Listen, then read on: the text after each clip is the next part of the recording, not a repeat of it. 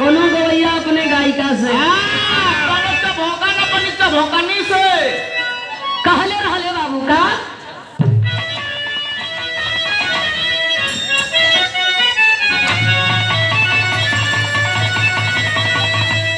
अरे नहीं चाहिए दिल, अरे नहीं चाहिए दिल दुखाना किसी का।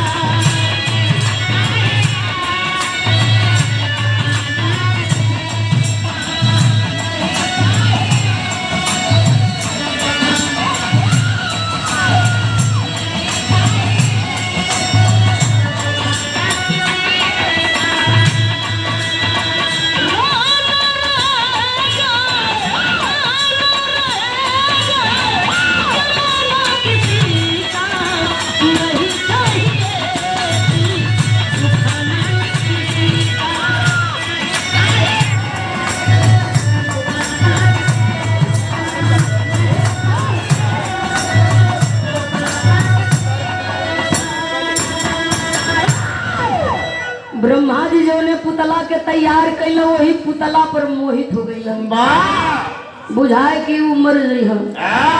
ब्रह्मा बैठले बैठले सोचत होन कि पुतला पर दूसरे का नजर नहीं पड़े के चाहिए, बनौले बानी बड़ा मेहनत से। अरे हुआ है महाकुल, हुआ है महाकुल निशाना विधि